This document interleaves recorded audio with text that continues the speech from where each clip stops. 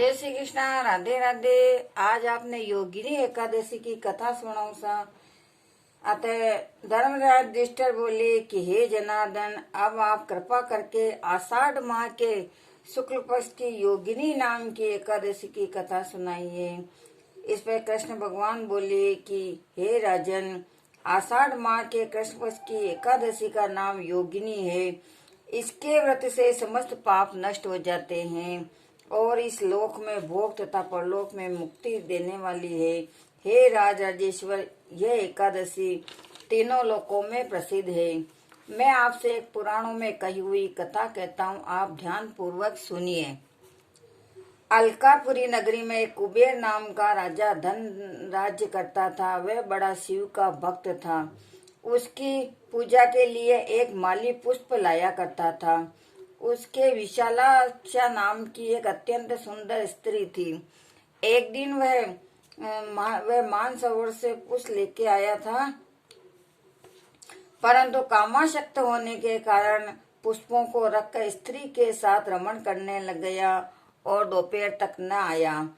तब राजा कुबेर को उसकी राह देखते देखते दोपहर हो गया और उसने क्रोध पूर्वक अपने सेवकों को आज्ञा दी कि तुम लोग जाकर हेममाली का पता लगाओ कि अभी तक वह पुष्प क्यों नहीं लाया है। जब यक्षों ने उसका पता लगाया तो कुबेर के पास जाकर कहने लगे कि हे राजन, वह माली अभी तक अपनी स्त्री के साथ रमण कर रहा है। और यक्षों की इस बात को सुनकर हेममाली को बुलाने की आज्ञा दी और हेममाली राजा कुबेर के सन्मुख डर के कंपता हुआ उपस्थित हुआ और प्रणाम कर और राजा किया। और उसको देखकर राजा को बहुत क्रोध आया और कहा कि हे पापी महानीच, तूने मेरे पूजनीय ईश्वरों के भी ईश्वर शिव जी का अनादर किया है। इससे मैं तुझे श्राप देता हूँ कि तू स्त्री का वियोग भोगेगा और मृत्युलोक में जाकर कोढ़ी बनेगा। और कुबेर के श्राप से वह उसी समय कोढ़ी हो गया और पृथ्वी पर जा गिरा और उसकी स्त्री उसी समय अंतर्ध्यान हो गई। मृत्युलोक में जाकर उसने महान दुख भोगे, परंतु शिव जी की भक्ति के प्रभाव से उसकी बुद्धि मलिन न हुई और वह हिमालय पर्वत की ओर चल दिया। वहां चलते चलते मार्कंड ऋषि के आश्रम पर पहुंचा और ऋषि अत्यंत वृद्ध तथा तपशाली थे। उनको देखकर हेममाली वहां गया और उनको प्रणाम करके उनके चरणों में गिर पड़ा। और उसको देखकर मार्कंड ऋषि बोले कि तुम कौन से कर्म किए जिससे तू कोढ़ी हुआ है, तू महान दुख भोग रहा है। इस पर हेममाली बोला, हे मुनिदेव, मैं यक्ष दान कुबेर का सेवक हूँ।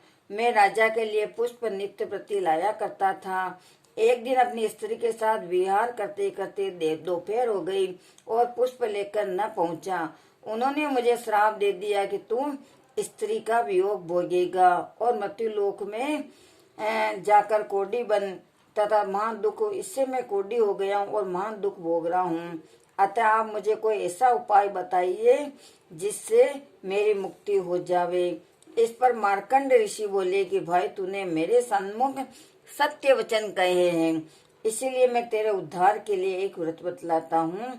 यदि तू आषाढ़ माह के कृष्ण पक्ष की योगिनी नाम की एकादशी का व्रत करेगा तो तेरे समस्त पाप नष्ट हो जाएंगे। इस पर हेममाली बड़ा प्रसन्न हुआ और मुनि के वचनों के अनुसार उसने योगिनी एकादशी का विधि पूर्वक व्रत किया और इसके प्रभाव से वह अपने पुराने स्वरूप में आ गया और अपनी स्त्री के साथ विहार करने लगा।